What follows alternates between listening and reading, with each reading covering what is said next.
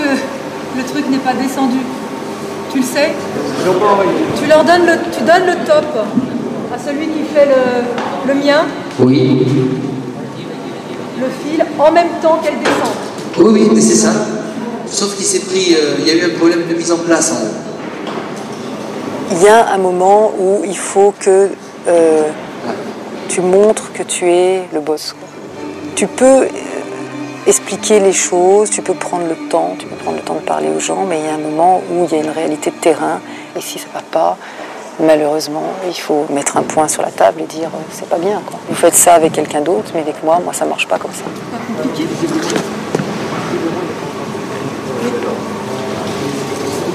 Guillaume, vous ne voyez pas les filles descendre? Tu es obligé de tout. Quand tu fais un spectacle et quand en plus tu es sur scène, parce que ça, je ne suis pas à simplifier la vie. La chose simple, c'est d'avoir du début jusqu'à la première ton ballet en face de toi. Là, je suis dans l'intérieur de la pièce. Mais je commence à sentir un peu les petits problèmes. Et c'est normal en plus qu'il y ait des problèmes. Hein. Mais bon, maintenant, on arrive au jour J-1 et je crois qu'il faut resserrer un peu les choses. C'est parti, hein? C'est parti! Alors, j'ai entendu dire que j'étais despotique, que j'étais un tyran dans le travail et tout ça. Je pense que si être professionnel, si être respectueux du public et vouloir montrer un travail impeccable, c'est être un tyran, alors je suis effectivement dans cette ligne-là.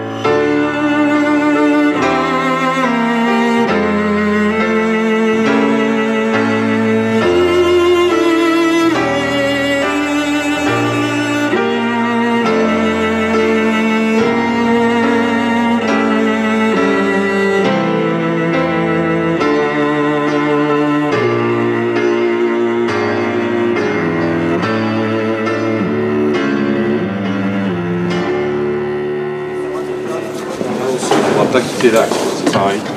Là, tu as un repère en fait qui sera ici, la découverte. Continue. Voilà. Stop. On peut y aller, messieurs? Vas-y, ouvre.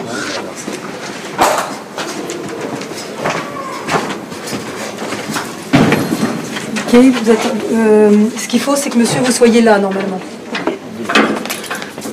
Et quand je vous dis volontairement, je m'enfermais 2 à 3 minutes dans le noir.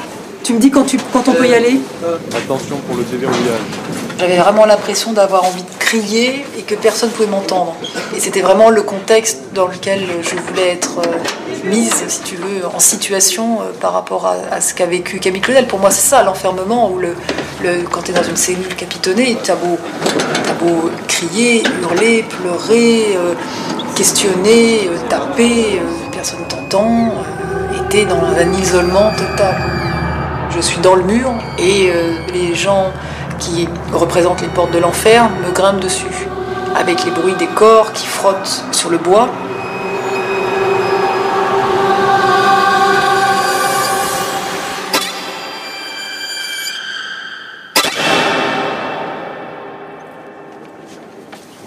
Voilà, je pars dans un voyage, je ne sais pas comment ça va se terminer, mais c'était assez angoissant. La première entrée est très angoissante. Après, quand les portes s'ouvrent, quand la cellule s'ouvre, tu reprends de l'air, tu respires mieux.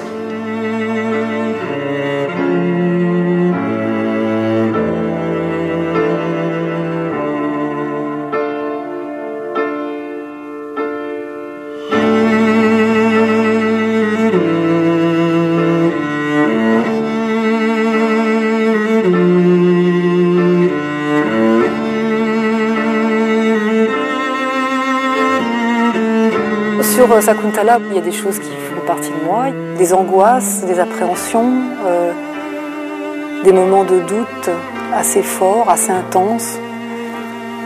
Et puis cette idée d'enfermement qui peut à un moment être étouffant et qui peut vous empêcher de créer les choses que vous avez envie de faire.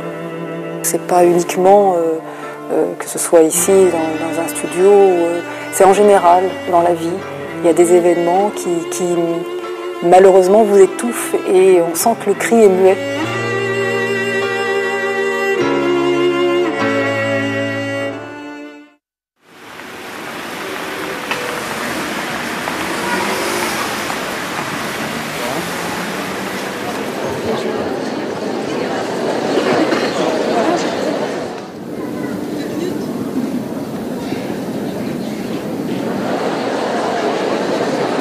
J'ai